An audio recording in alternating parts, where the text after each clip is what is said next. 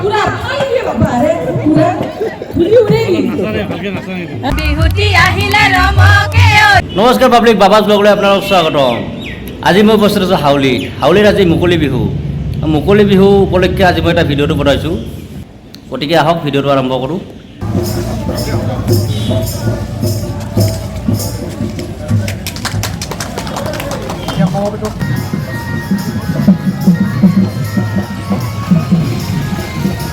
কৃষ্ণ চাৰৰ ভাল হয়।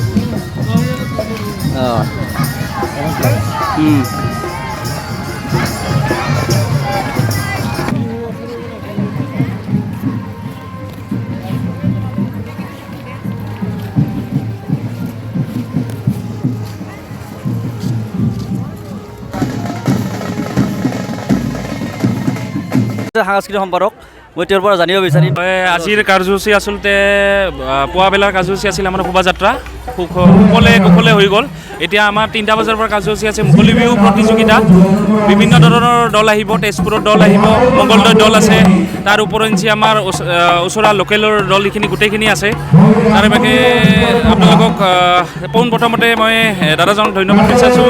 নতুনকৈ আৰম্ভণি কৰিছে, আপোনালোকে ছাবস্ক্ৰাইব কৰক চেনেল, ধুনীয়া ভিডিঅ' দি থাকে। আৰু তাৰে ওপৰঞ্চি আমাৰ অহাকালিৰ কাৰ্যসূচী আছে আপোনাৰ পুৱাবেলাত আপোনাৰ আমাৰ চিত্ৰাংকন প্ৰতিযোগিতা, ভেকচন প্ৰতিযোগিতা ইত্যাদি আছে। লগতে ৰাতি আমাৰ সাংস্কৃতিক সন্ধিয়া আছে। আপোনাৰ অসমৰ জনপ্ৰিয় কণ্ঠশিল্পী গীতালি দাসৰ গীতৰ শৰাই আছে। সেইখিনি আৰু আমাৰ এই 2 দিনৰ কাৰ্যসূচী। শোভাযাত্ৰাত মানে অংশগ্ৰহণ কৰিছিল মানে কিহৰ ভাও লৈছিল? আমি মানে অলপমান মডাৰ্ণ যুগৰ ৰোৱনী হৈছোঁ। তাৰমানে আজিকালিৰ ভাগৰ ৰিলছ বনোৱা কিবা বনোৱা তেনেকুৱা টাইপৰ কৈ দিয়া চবে। মানে আজিকালি যে ৰিলছ বনাই ভাল পায় ছোৱালীবিলাকে, সেইকাৰণে আমি খেতিত কৰিবলৈ যাই কিনে আৰু ৰিলছ বনাইছোঁ আৰু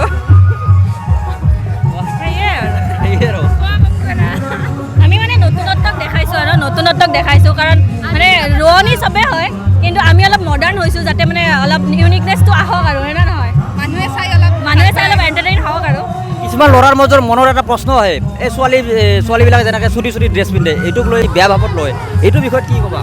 চুটি ড্ৰেছৰ ক্ষেত্ৰত মানে এইটো নিজা কথা, যিহেতু স্বাধীনতা চবৰে আছে। গতিকে চুটি ড্ৰেছ পিন্ধাটো নিজৰ কথা, আৰু কোনে কি দৃষ্টিৰে চাই এইটো নিজা কথা। যাৰ যেনে দৃষ্টিভংগী চবে সেনেকৈ ভাবিব, আৰু যাৰ দৃষ্টি বেয়া সি বেয়াকৈ ভাবিব, আৰু যাৰ দৃষ্টি ভাল সি ভালকৈ ভাবিব।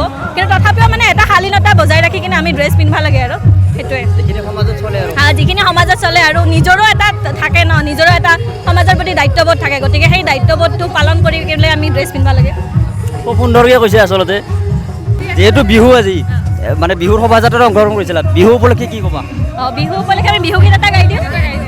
ঐ বিহুতি আহিলে ৰমকে ঐ জমকে, বিহুতি আহিলে ৰমকে ঐ জমকে, ঐ গছৰে ডালতে কুলিকে ঠেকিয়ে বিনালে, গছৰে ডালতে কুলিকে ঠেকিয়ে বিনালে, ইছাতি ঐ বিছাতি, ইছাতি ঐ বিছাতি, বিহু বিহু লাগিছে, বিহু বিহু লাগিছে গান। ৰঙালী বিহুৰ শুভেচ্ছাৰে খুব ফূৰ্তিত আছে আচলতে, বিহু বুলি ৰাইজ আচলতে বিহুৰ কাৰণে বহুত ফূৰ্তিত আছে এওঁলোকে।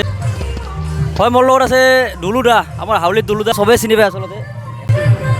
মই তেওঁৰ পৰা জানিব বিচাৰিম আজিৰ মানে বিহুৰ বিষয়ে। অসমীয়া জাতিৰ এটা আয়ুস ৰেখা বিহু, গতিকে হাউলিবাসী ৰাইজেও অকণমান দেৰিকৈ হ'লেও এই বিহুৰ উদযাপন কৰিবলৈ আমি ওলাইছিলোঁ। অকণমান দেৰি হ'ল ইলেকশ্যনৰ কাৰণে, কিবা অকণমান আমাৰ যোনজন সম্পাদকজন মানে ক'ৰবাত চাকৰি পাইছিল, সেইকাৰণে অকণমান দেৰি হ'ল মিটিংটোতে, সেইকাৰণে অকণমান দেৰি হ'ল। কিন্তু তথাপি বিহুৱে বিশেষ একো নাই। গতিকে অকণমান দেৰিকৈ হ'লেও হাউলিবাসী ৰাইজে সমস্ত ৰাইজৰ লগত বিহু পাতিবলৈ ওলাইছোঁ। গতিকে মোক খুব আনন্দ আৰু এই বিহুত আনন্দতে নতুন আমি হাউলিবাসী ৰাইজে নতুন কথা ভাবিব লাগে, হাউলিৰ কাৰণে চিন্তা কৰিব লাগে, সেই মোৰ মানে এটা ইচ্ছা এই হাউলি বিহুৰ জৰিয়তে। হয়, মোৰ লগত আছে বিহু সমিতিৰ সভাপতি, মই তেওঁৰ পৰা জানিব বিচাৰিম।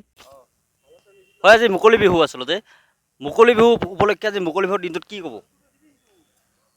আজি সদৌ ৰঙালী বিহু 96 সংখ্যক ৰঙালী বিহুৰ উদযাপন সমিতিৰ ৰাতিপুৱাৰ পৰা বিভিন্ন কাৰ্যসূচীৰে আমাৰ বিহু প্ৰথম দিনাৰ উদযাপন হ'ল। প্ৰথম পতাকা উত্তোলন, শ্বহীদ তৰ্পণ, স্মৃতি তৰ্পণ আৰু সংগ্ৰামী নেতা নিশীথ দাসৰ প্ৰতিচ্ছবিত মাল্যাৰ্পণ, তাৰপিছত শ্বহীদ মধুবৈশ্যৰ প্ৰতিচ্ছবিত মাল্যাৰ্পণ কৰা হৈছে। তাৰোপৰি আমাৰ সাংস্কৃতিক এটা বাৰেমৰণীয়া সাংস্কৃতিক শোভাযাত্ৰা মানে হৈ গ'ল।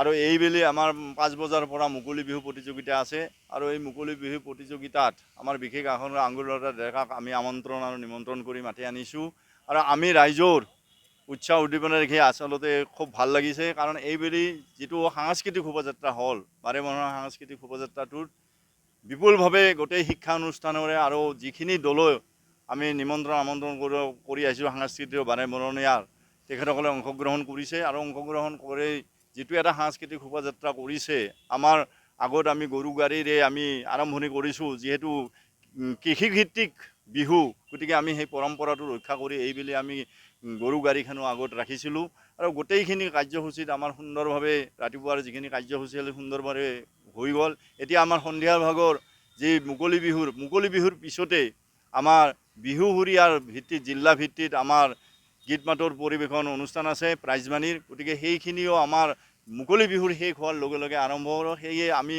সমূহ জাতি বৰ্ণ ধৰ্ম নিৰ্বিশেষে সমূহ জনসাধাৰণক আমি এই মুকলি বিহুত আৰু গীতৰ অনুষ্ঠানত সমূহ কাৰ্যসূচীতে অংশগ্ৰহণ আমি আশা কৰিছোঁ আৰু নিশ্চয়কৈ আহিব।